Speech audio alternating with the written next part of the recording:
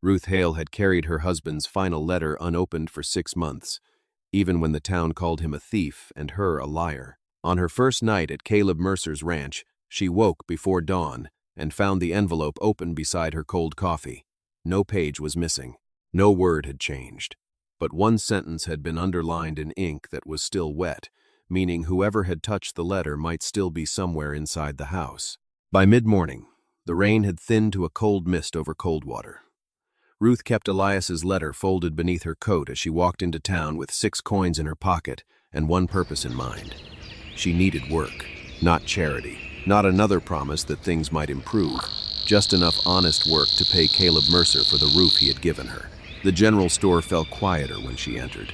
Nothing dramatic happened. No one ordered her out. That would almost have been easier. The shopkeeper simply stopped smiling. A woman near the flour barrels moved her purse from the counter to the crook of her arm. 2 men studying harness leather lowered their voices until Ruth could hear only the scrape of boots against the floorboards. She kept walking. Beside the register hung a slate of unpaid accounts. Ruth had no reason to look at it until she saw the name Hale written near the bottom. Elias Hale. Someone had drawn a line through the amount owed. Beside his name, in thick white chalk, one word remained. Thief. Ruth stared at it long enough to feel every pair of eyes waiting for her reaction. She did not erase it. Instead, she asked the price of flour, counted her coins twice, and bought half of what she had planned. The shopkeeper wrapped it without meeting her eyes. Ruth carried the sack out with both hands steady. Outside, the wind caught her skirt and pushed dust across the wet street. Only then did she notice how tightly she had been holding her jaw. Her second stop was the rooming house where she and Elias had lived during the last months of his life. The landlady did not invite her inside. She disappeared into the hallway and returned with a small wooden box that Ruth recognized immediately. Elias had kept it beneath their bed. Ruth had believed it lost when she was told to leave after his burial. The box was lighter than she remembered. Inside lay a worn fountain pen, 3 freight receipts, a length of red string, and a folded scrap of paper no larger than 2 fingers. Ruth almost dismissed it as another useless remnant until she opened it. There was no message, only a shipment code, C1847B. She read it again. Something about the numbers tugged at her memory. Ruth reached beneath her coat and touched the sealed edge of Elias's letter through the fabric. She had noticed markings near the lower corner of the page when she checked it before dawn, but fear had pulled her attention toward the underlined sentence. Now she could see the marks clearly in her mind. C18. Not enough to prove anything. Barely enough to mean anything at all. But Elias had written both. Ruth folded the scrap and slipped it beside the letter. On the road back to Mercer Ranch, she tried to make the coincidence smaller. Elias had handled cattle shipments. Codes repeated. Companies used similar ledgers. A handful of numbers could become whatever a frightened widow wanted them to become. That thought followed her all the way to Caleb's porch. Inside, the house was empty. Caleb was somewhere beyond the barn, and a stack of ranch papers sat where he had left them beside the kitchen ledger. Ruth set down the flour. She meant to walk past. Then the top invoice caught her eye. Voss Freight and Livestock Exchange. Her hand stopped above the table. At the bottom of the invoice, beneath the date and the number of cattle shipped from Mercer Ranch, was a familiar notation written in faded blue ink. C18. Ruth slowly reached into her coat and placed Elias's scrap beside it. For the first time in 6 months, the shame attached to her husband's name gave way to something colder. A question. Why had Elias died carrying the same code that was now sitting in Caleb Mercer's ranch ledger? Caleb found Ruth at the kitchen table with the flour still unopened beside her and Elias's scrap lying next to his freight invoice. He did not reach for either paper. That was the first thing she noticed. Most people in Coldwater had learned to look at anything connected to Elias as if guilt might be hidden between the folds. Caleb only removed his wet gloves, hung his coat beside the stove, and waited until Ruth moved the papers herself. She expected questions. Instead, he placed a worn account book on the table. The man who had kept Mercer Ranch's books had left before winter, and Caleb had been doing the work badly ever since. Receipts were tucked between pages. Feed costs had been written beside cattle sales. 2 months of freight invoices had never been entered at all. Ruth understood what he was offering before he explained it. Work. Not forgiveness, not pity, something she could earn. She pulled the ledger toward her. Caleb left her alone with it. For nearly an hour, Ruth sorted the papers by date. The work settled her breathing in a way nothing else had that morning. Numbers did not whisper when she entered a room. Ink did not remember who her husband had been accused of becoming. A figure was either right or it was not. She began with the Voss invoice. 12 head of cattle had left Mercer Ranch according to the freight charge. The weight record supported 12. The transport fee had also been calculated for 12. Ruth turned to the payment entry. 9. She checked again. The payment was for 9 cattle. Her first thought was that Caleb had copied the number incorrectly. She searched for the original sales slip and found it beneath a feed receipt. 9 appeared there too. That made no sense. If only 9 cattle had been sold, Voss Freight had charged Caleb to transport 3 animals that did not exist. If 12 had been shipped, then someone had received the value of the missing 3. Ruth looked toward the window. Caleb was repairing a gate hinge near the barn. She could have called him inside. She did not. One strange invoice was not proof. Elias had taught her that years ago, before anyone in Coldwater had called him a thief. A mistake became evidence only when it repeated. So Ruth kept looking. She found another shipment from 6 weeks earlier. 7 cattle listed on the ranch record. 7 in the weight column. 7 in the freight charge. Last, the payment matched. Then another. 10. 10. 10. Nothing wrong. For a few minutes, the first discrepancy began to look exactly like what she wanted it to be. An error large enough to give her hope. Ruth hated that realization. Hope could make a person careless. She returned to the 12 cattle shipment and examined what she had ignored the first time. At the bottom of the freight invoice sat a small handwritten code. C18. The same code Elias had carried in his box. Only now there was another mark beside it. 47B. Ruth went still. Caleb entered a few minutes later, carrying the broken hinge. He saw the papers arranged in careful rows and the change in Ruth's face, but he did not ask what Elias had done or why she was frightened. Ruth finally pointed to the shipment. 12 cattle had left Mercer Ranch. Only 9 had been paid for. And the paper carrying the missing money bore the same code her dead husband had hidden 6 months before his death. The rain returned after dark, soft at first, then steady enough to blur the barn beyond the kitchen window. Ruth waited until Caleb had finished supper before she brought Elias's letter from beneath her coat. She placed it on the table between them. Caleb looked at the envelope but did not touch it. That hesitation mattered more to Ruth than she expected. For 6 months, people had taken Elias's name, his belongings, and even the story of his death, as if none of it still belonged to her. Caleb left the letter where she had placed it until Ruth pushed it across the table herself. Only then did he lift it. He examined the broken seal before reading a word. The edge was too clean. Ruth leaned closer. What she had taken for a torn flap was actually a narrow cut, running almost perfectly beneath the wax.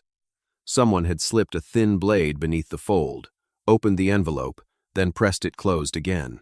That changed the question. Whoever had opened the letter had not acted in panic. They had taken their time. Caleb held the envelope near the lamp. A faint shine remained along one corner where the adhesive had been disturbed twice. Ruth felt the room grow smaller around her. Someone had known exactly how to enter the letter without making her notice, until the fresh ink ruined the attempt. She unfolded Elias's page. The underline looked darker beneath lamplight. It crossed one sentence with a single, deliberate stroke. Ruth had avoided reading that line again since dawn.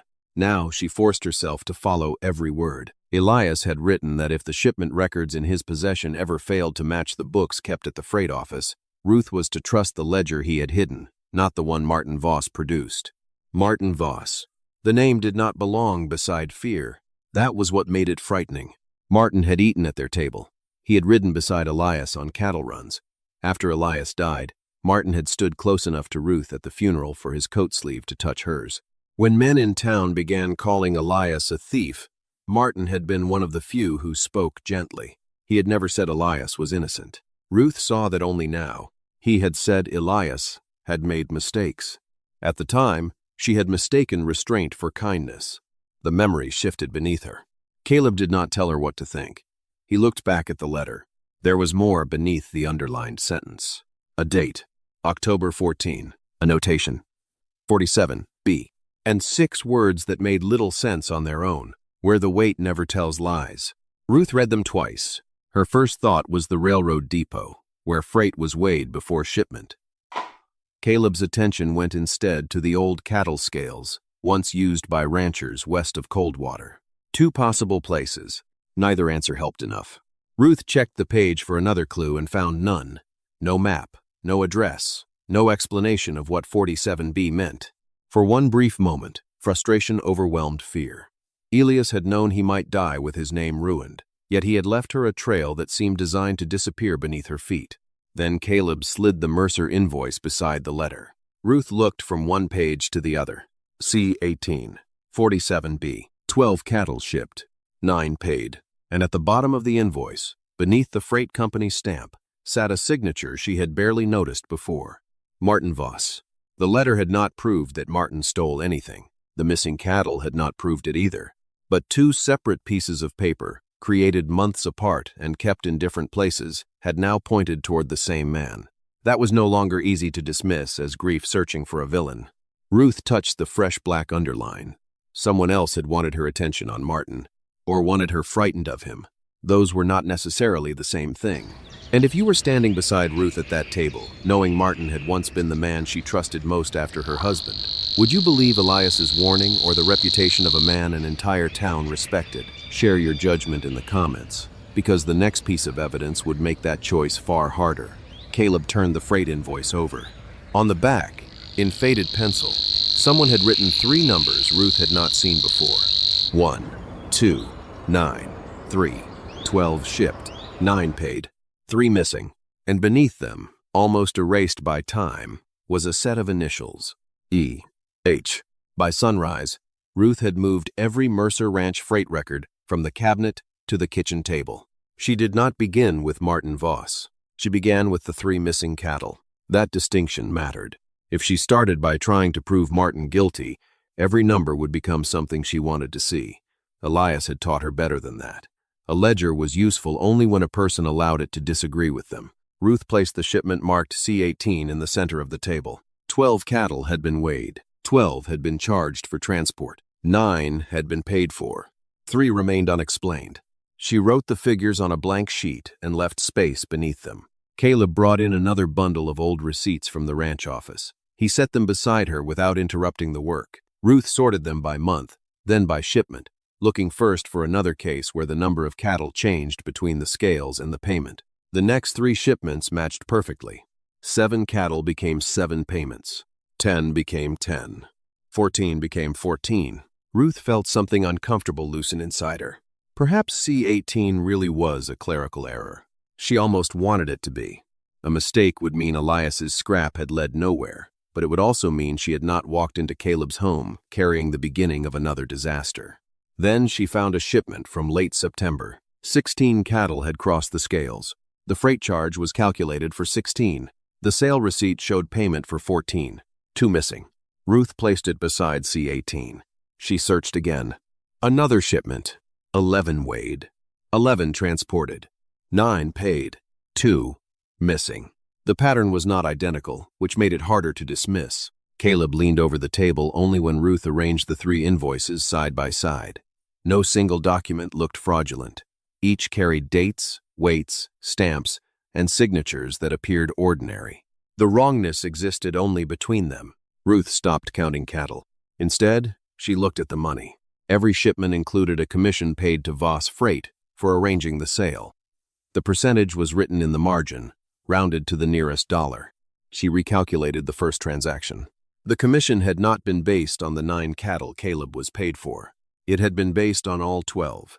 Ruth checked the 16-head shipment. The same thing. Caleb had been paid for 14, but Voss Freight had charged commission on 16. Someone knew exactly how many cattle had been sold.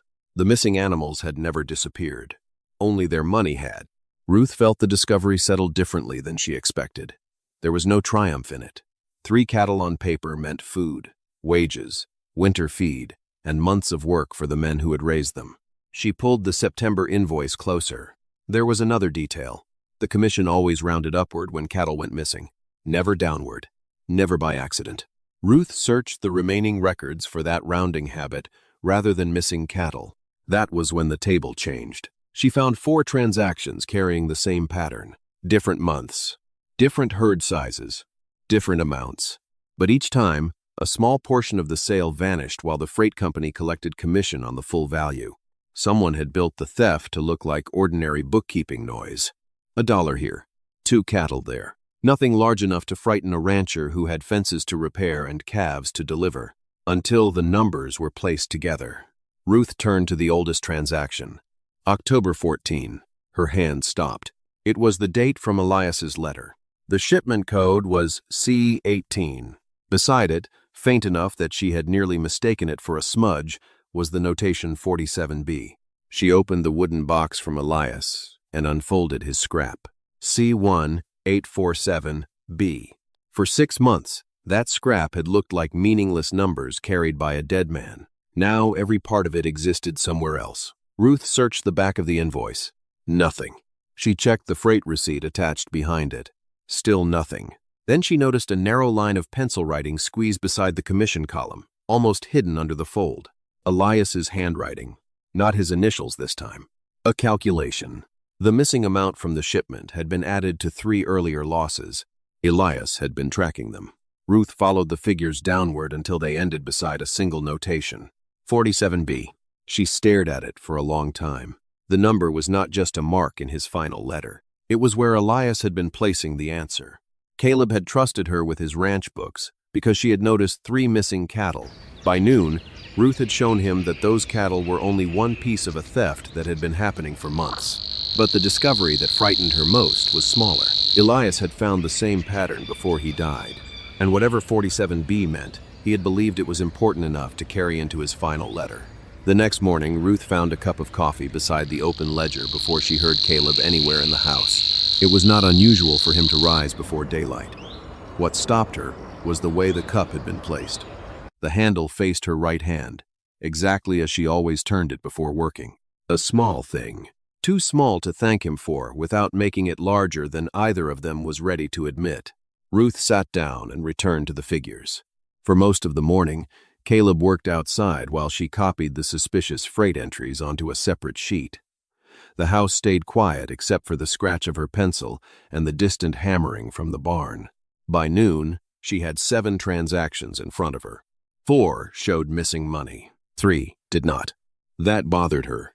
If Martin Voss had been stealing from every shipment, the pattern would have been simple. Instead, someone had chosen particular sales and left the others untouched. Ruth began searching for what separated them. It was not the number of cattle, not the month, not the buyer. She was still staring at the entries when Caleb came inside with a tear running across the shoulder of his work coat. He left the coat over a chair and went back outside before Ruth could mention it. That evening, after the books were closed, she threaded a needle and repaired the torn seam. She did not make it new. She made it strong enough to hold. The following morning, Caleb put the coat on without examining the stitching.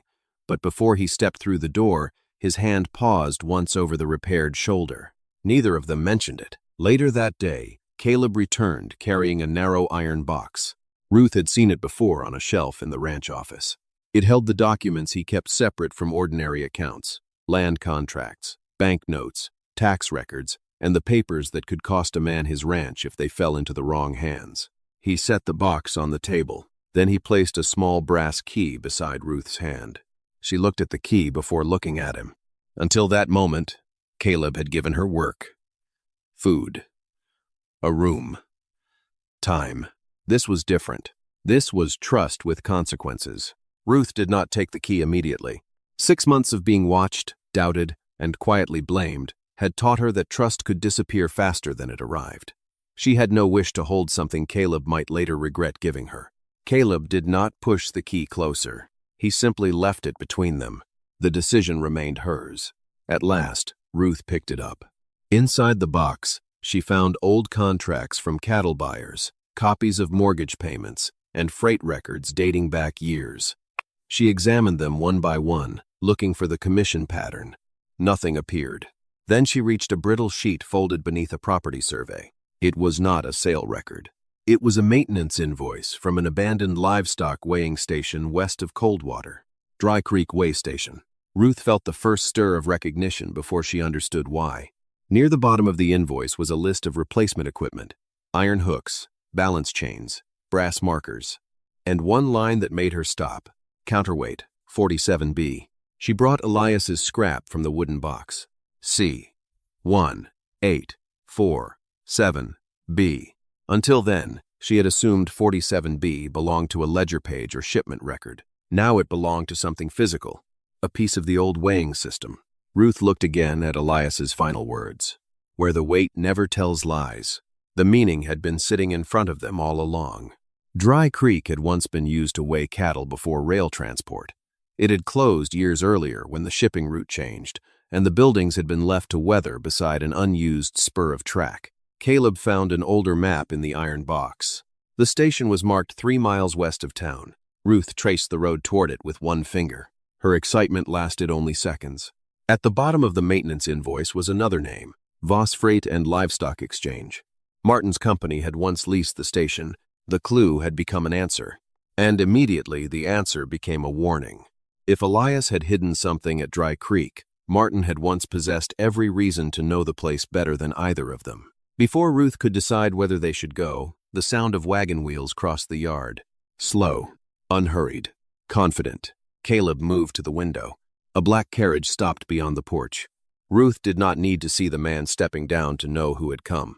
The name painted in gold on the carriage door was enough. Voss. Martin Voss crossed the yard without hurry. That unsettled Ruth more than if he had arrived angry. His coat was dark wool, clean despite the road, and his boots carried only a narrow band of dried mud around the heels. He removed his hat before reaching the porch, the same courteous gesture Ruth remembered from Elias's funeral. For one dangerous second, memory tried to make him harmless again. Martin had stood beside her while the coffin was lowered.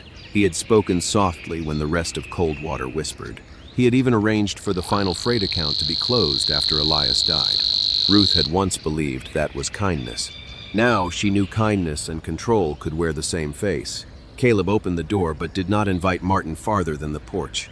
Martin appeared unsurprised to see Ruth. That was the first thing she noticed. He said he had heard she was staying at Mercer Ranch, and claimed he had come because an unresolved matter from Elias's employment could no longer be delayed. From inside his coat, he produced a folded document. Ruth did not reach for it. Caleb did.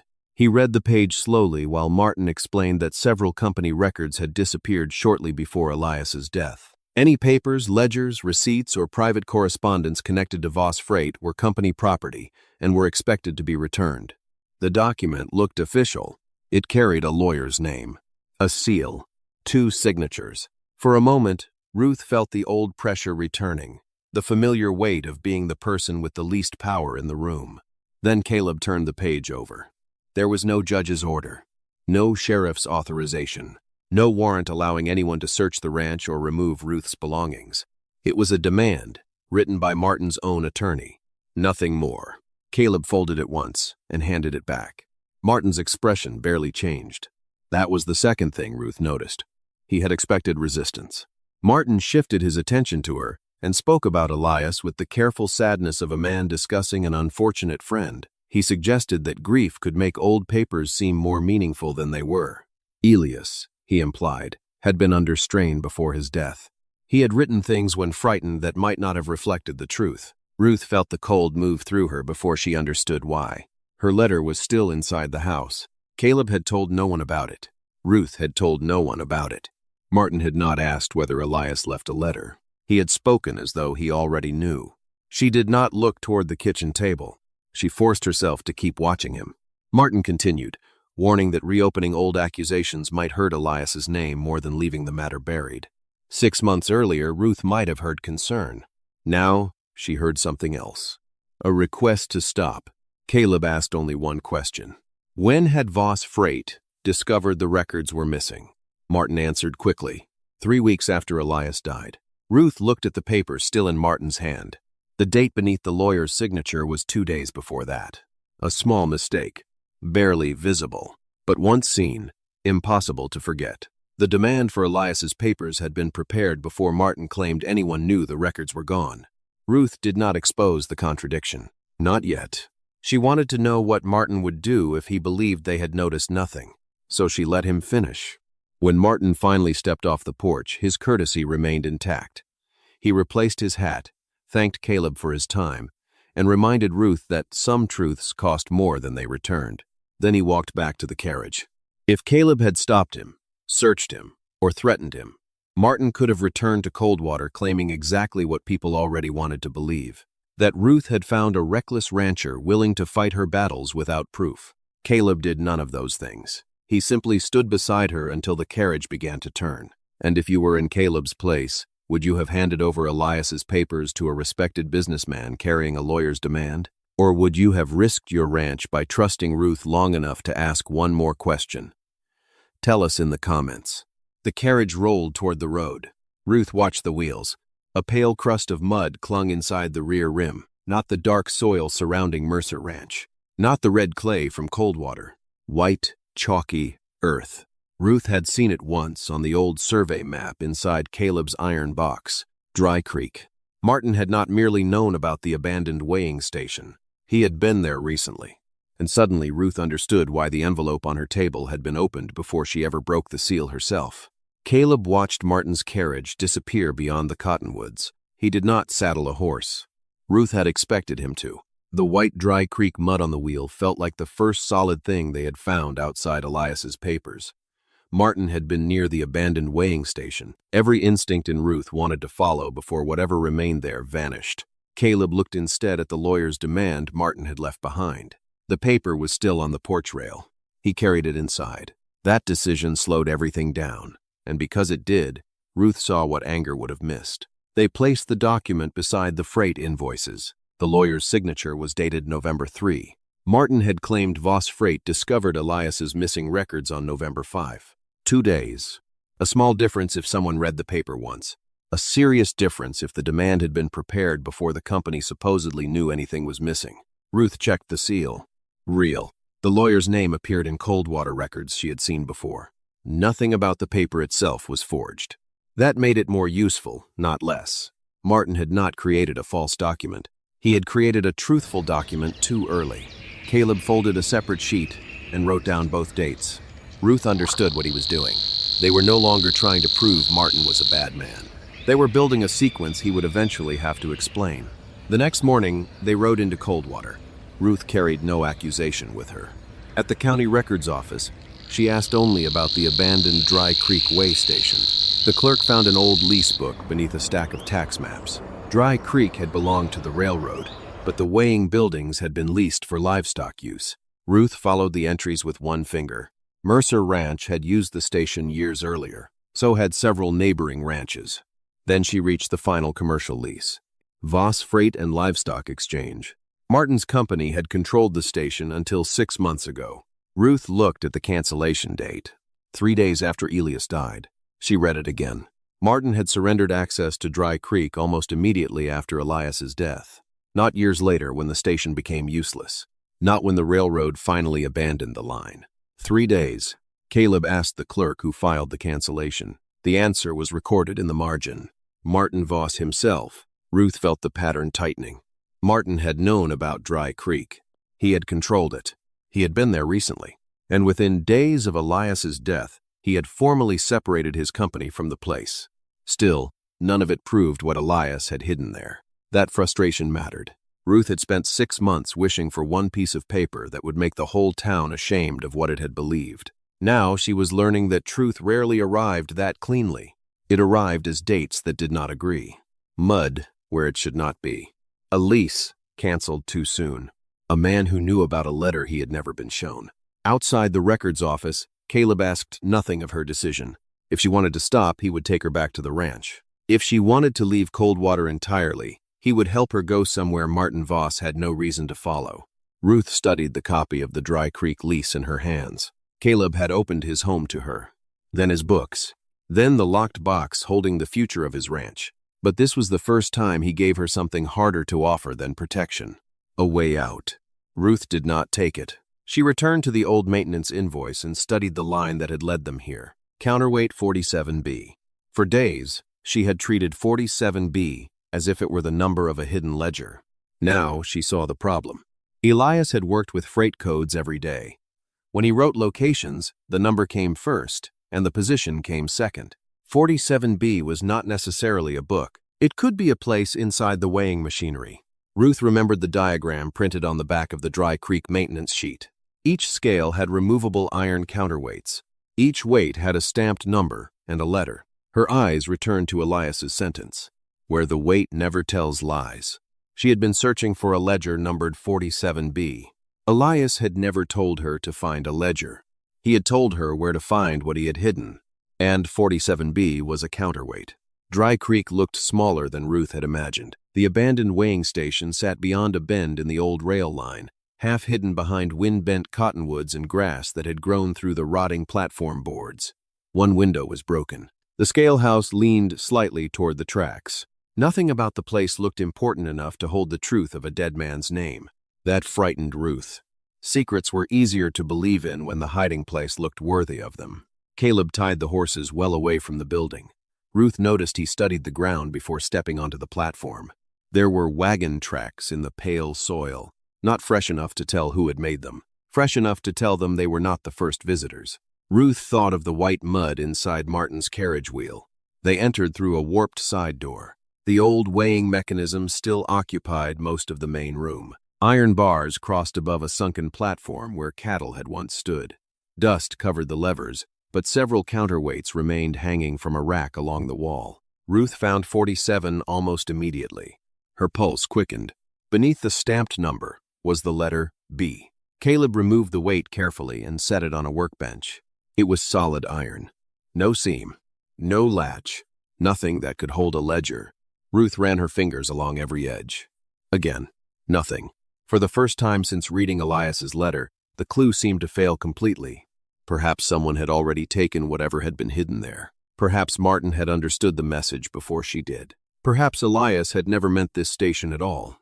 Ruth hated how quickly fear turned uncertainty into certainty. She forced herself to stop touching the counterweight. Elias had not written that the truth was inside 47B. He had written in the same shorthand he used for freight. She looked around the room again. This time, she stopped searching for something numbered 47. She searched for something called B. Along the back wall stood an old clerk's desk with 47 burned into one corner, probably an inventory number from the railroad. 3 narrow drawers sat beneath it. A, B, C. Ruth crossed the room. Drawer B was locked. Caleb reached toward the rusted handle, but Ruth caught his wrist before he pulled. The lock was old. The dust around it was not disturbed. If Martin had come here searching, he had not opened this drawer. That meant either he had not found it or there was nothing inside worth finding. Ruth opened the small wooden box she had carried from the ranch. Among Elias's pen and receipts lay a brass key she had kept for 6 months without knowing what it belonged to. She had once assumed it opened a medicine chest. The key entered the lock. It turned. Inside the drawer lay a single iron bar. Nothing else. Ruth stared at it. The disappointment was almost embarrassing. No ledger. No papers. No proof. Only a piece of weighing equipment heavy enough that Caleb needed both hands to lift it. Then Ruth saw the scratches around one end.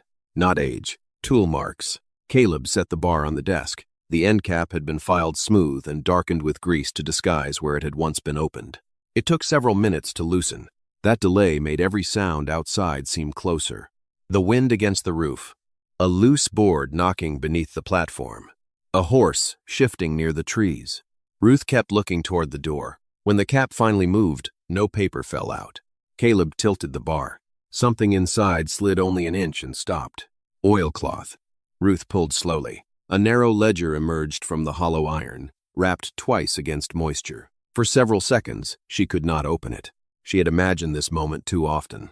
In some versions, Elias was innocent. In others, the town had been right. The ledger could destroy the last thing she still possessed, the belief that the man she buried had told her the truth. Caleb did not reach for it. He waited. Ruth opened the cover herself. Elias's handwriting appeared on the first page. Not a confession. Numbers. Dates. Weights. Payments. She turned directly to October 14. C. 18. 12 cattle. The original buyer's payment showed the full amount for 12. A second entry showed money transferred through an intermediary account controlled by Voss Freight. The public sales record Ruth had studied at Mercer Ranch showed only 9 cattle paid. The difference had not vanished. It had been moved. Ruth checked the next suspicious shipment. The same method. Then another. Different ranches, different buyers, the same kind of missing money. Elias had been building a second record of transactions that did not match the official books. Ruth found his own name in the entries, not beside withdrawals, beside corrections. He had marked discrepancies, attached receipt numbers, and noted which copies had been altered after he signed them. Her eyes blurred. For 6 months, Coldwater had spoken Elias's name as though the case against him had been simple. The ledger showed the opposite. He had not been hiding theft. He had been documenting it. But Caleb did not let relief become carelessness. A private ledger written by Elias could still be dismissed as something a guilty man created to protect himself. Ruth knew it too. She turned back through the pages more slowly. Small paper stubs had been pasted beside several entries. Bank deposit receipts. Each carried a serial number. Those numbers mattered because Elias could write anything in his own ledger, but he could not control numbers already entered in a bank's records. Ruth compared one receipt with a copy from Caleb's iron box. The sequence matched. Another matched. Then a third. The ledger did not merely tell a story. It pointed to records that existed somewhere else. Independent records. Records Martin could not explain away by calling Ruth a grieving widow. Then Ruth found the final page Elias had written. Martin's name appeared only once. Beside it was a notation referring to altered freight copies and the account through which the missing money had moved. Below that, Elias had written the date he intended to bring the records to the sheriff. The date was the day before he died. Ruth closed the book. The truth had changed again. Elias had not died after being exposed as a thief. He had died just before he could expose someone else. Still, Ruth refused to name his death a murder without proof. The ledger could clear Elias and reveal fraud. It could not tell her how he died. That question would have to remain unanswered. For now, she wrapped the ledger again. By the time she and Caleb reached Coldwater, evening had settled across the street, and lamps burned behind the sheriff's windows. Ruth entered, carrying the book against her chest. She had expected to ask Sheriff Crow to examine it. Instead, she stopped just inside the doorway. Martin Voss was already seated beside the sheriff's desk, and he was holding a copy of Elias Hale's original theft accusation. Martin Voss did not look surprised when Ruth entered the sheriff's office carrying the oilcloth-wrapped ledger. That frightened her more than anger would have. The original accusation against Elias lay open across Martin's knees. Sheriff Daniel Crow stood behind his desk, one hand resting beside the file that had followed Ruth for 6 months, through every stair, every closed door, and every whispered word in Coldwater. Martin began with the advantage. He did not deny knowing Dry Creek. He reminded the sheriff that Voss Freight had once leased the station. He did not deny that Elias kept private records. Instead, he suggested that a frightened man accused of theft had every reason to manufacture another version of the books. It was a careful defense, and for several seconds, it worked. Sheriff Crow looked at the ledger but did not reach for Martin. Ruth felt Caleb beside her, silent and steady. She understood what Martin wanted. He wanted this to become a contest between two stories. His reputation against Elias's. A respected businessman against the widow of a suspected thief. Ruth refused him that contest. She placed the ledger on the desk and opened it to October 14. She did not ask Crow to believe Elias. She asked him to check a number. The shipment showed 12 cattle sold. The official copy in Martin's file showed 9. Martin immediately called that difference meaningless, without proof that Elias's ledger was the original. Ruth turned the page. Beside the entry was a bank receipt with a serial number, then another, and another. Those numbers had not been written by Elias. They belonged to deposits recorded outside Voss Freight. Sheriff Crow called his deputy and sent him across the street to the bank. The waiting changed the room. Martin talked more than before. He explained that receipts could be moved from one transaction to another. He said Elias had handled enough paperwork to know how to construct a convincing false record. Ruth listened. For the first time, she noticed that every explanation Martin offered depended on one thing being true. Elias had to be the only man manipulating the records. So Ruth opened Caleb's Mercer Ranch invoices. 3 cattle missing from one payment, 2 from another. Freight commission charged on the full number every time. Those transactions occurred after Elias had already begun keeping the private ledger. Some continued after his death. Martin's argument narrowed. He said bookkeeping errors happened. Ruth agreed. Then she placed 4 invoices side by side. Errors should not always benefit the same company. The deputy returned with the bank register. Sheriff Crow checked the first serial number himself. It matched the date in Elias's ledger. The second matched. The third matched. Then Crow compared one of Martin's official copies. Its receipt number belonged to a deposit entered several days after the transaction it supposedly documented. The room changed. Not loudly. Martin did not confess. Sheriff Crow did not reach for handcuffs. But Martin stopped explaining. Ruth saw it happen before anyone spoke. The confidence left his eyes. Crow turned to the lawyer's demand Martin had brought to Mercer Ranch. The document had been prepared 2 days before Martin claimed his company discovered Elias's records were missing. Then came the Dry Creek lease, canceled by Martin 3 days after Elias died. Then the altered freight copies. Then the bank serials. Each fact alone had been small enough to dismiss. Together, they no longer allowed the same story. Martin finally attacked Ruth instead of the evidence. He suggested grief had made her obsessed with clearing a guilty husband. 6 months earlier, those words might have broken something in her. Now Ruth simply opened Elias's final letter. She placed it beside the verified ledger. Only then did the letter matter. Not because it accused Martin. Because everything around it had already proved Elias knew where the false records differed from the real ones. His warning had led to evidence that existed beyond his handwriting. Sheriff Crow read the line Martin's visitor had underlined in fresh black ink.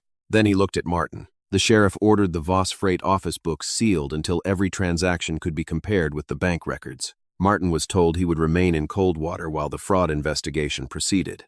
There was no dramatic struggle, no gun drawn, no shouted confession. Martin had built his power from papers, signatures, and the town's willingness to trust his name. Those same things now trapped him. Crow pulled Elias Hale's accusation back across the desk. He studied it for a long moment before writing a new notation across the file. The evidence supporting the theft charge had been contradicted by verified records, and Elias's accounts indicated he had been documenting the missing funds rather than taking them. Ruth watched the sheriff write her husband's name. For months, she had wanted Coldwater to apologize. Standing there, she discovered she needed something different. She needed the truth to exist somewhere. No whisper could erase it. By the time they stepped outside, several townspeople had gathered near the office. No one called Elias a thief. No one looked Ruth in the eye long enough to apologize either. For now, silence was enough. And if Ruth's long fight for her husband's name meant something to you, share what mattered most in this moment, seeing Martin exposed, or seeing Ruth finally stand beside Elias's name without lowering her head. Share the story with someone who believes truth can survive longer than rumor.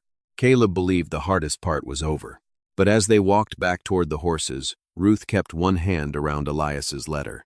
She had carried it through hunger, rain, and shame. Now that it had finally done what Elias intended, she knew there was one last thing she needed to do with it before she could decide whether Mercer Ranch was only the place that saved her or the place she would choose to call home. 3 weeks later, Elias's letter no longer lived beneath Ruth's coat. For the first time in 6 months, she placed it inside the small wooden box with his fountain pen, the freight scrap, and a certified copy of the sheriff's amended record. She closed the lid. Her hand remained there for a moment. The letter had crossed rain with her. Hunger, locked doors, rooms where people lowered their voices when she entered. She had carried it because it was the last thing Elias had asked her to protect. Now she understood that protecting it did not mean carrying it forever. Outside, Mercer Ranch had begun to recover. The investigation into Voss Freight had frozen several disputed accounts, and money taken from Caleb's shipments was being traced through the bank records. It would take time before every loss was settled. But the ranch no longer faced the sale Caleb had quietly feared all winter. That morning, he placed Ruth's wages on the kitchen table, every dollar she had earned. Nothing more. Nothing disguised as charity. Ruth counted the money once, then looked at him. It was enough to leave Coldwater. Enough to buy a train ticket east and rent a room somewhere no one knew the name Hale. Caleb seemed to understand the thought before she spoke. He told her the bookkeeping position at Mercer Ranch was hers if she wanted it. Then he told her something harder. If she wanted to go, he would drive her to the station himself. No debt, no obligation, no reminder that he had opened his door when no one else would. The choice was hers. Ruth looked around the kitchen. The coffee cup Caleb always turned toward her right hand rested beside the ledger. His work coat hung by the door, the seam she had repaired still holding.